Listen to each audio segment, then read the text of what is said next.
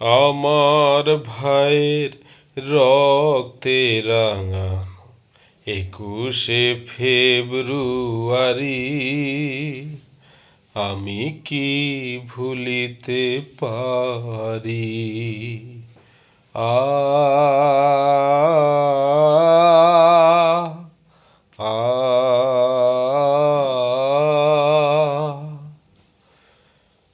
সম্মানিত সুধী, আজ 21শে ফেব্রুয়ারি বিশ্ব আন্তর্জাতিক মাতৃভাষা দিবস এবং শহীদ দিবস। তাই তো আজ আমি ছোট্ট একটি ভিডিও নিয়ে আসলাম এই দিন সম্পর্কে কিছু বলার জন্য। প্রিয় দেশবাসী, 21শে ফেব্রুয়ারি বাংলার ইতিহাসে একটি অবিস্মরণীয় দিন। এই দিনটি কখনোই ভোলার নয়, কারণ বাংলাদেশের যে মুক্তিযুদ্ধ সংগঠিত হয়েছিল তার বড় অনুপ্রেরণা এসেছিল আজকের এই 21শে ফেব্রুয়ারি অর্থাৎ মাতৃভাষা দিবসকে কেন্দ্র করেই। যতটুকু আমরা সাহস পেয়েছিলাম এই দিনটির কথা মনে করেই পেয়েছিলাম।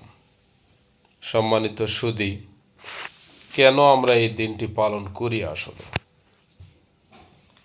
21শে ফেব্রুয়ারি পালনের বেশ কিছু কারণ রয়েছে। 1 নম্বর কারণ যদি বলি, ভাষা শহীদদের আত্মত্যাগ। কারণ 1952 সালের 21শে ফেব্রুয়ারি এই দিনটিকে ইতিহাসের পাতায় জায়গা করে নিতে আমাদের দেশের অনেক তাজা জীবন উৎসর্গ করেছিল। তার মধ্যে সালাম, বরকত, রফিক, জব্বার ও শফিকের মতো সেই মহান পুরুষেরা, যাদের তাজা রক্তের বিনিময়ে আমরা পেয়েছিলাম আজকের এই মাতৃভাষা দিবস। তাই তো তাদের স্মরণ করার জন্যই আমাদেরকে এই দিনটি পালন করতেই হবে, নইলে যে ইতিহাস কলঙ্কিত হবে। এছাড়াও আমরা ভাষার অধিকার প্রতিষ্ঠা করার জন্য এই দিনটি পালন করব। কারণ যে ভাষা আমরা পেয়েছি তা একদিনে পাই নাই, বহু রক্তের বিনিময়ে পেয়েছি। তাই তো সেই ভাষার মর্যাদা আমাদের রক্ষা করার জন্য এই দিনটি আমরা পালন করে থাকি। এরপরেও আমরা আরও একটি কারণে পালন করতে পারি, আন্তর্জাতিক মাতৃভাষা দিবসের স্বীকৃতি। সম্মানিত সুধী, আপনারা জানেন এই দিনটিকে আন্তর্জাতিক স্বীকৃতি দিয়েছিল ইউনেস্কো 1999 সালে, এবং 2000 সাল থেকে সারা বিশ্বব্যাপী এই দিনটি পালন হয়ে আসছে। সেই দিনকে স্বীকৃতি স্বরূপও আমরা এই দিনটি পালন করে থাকি।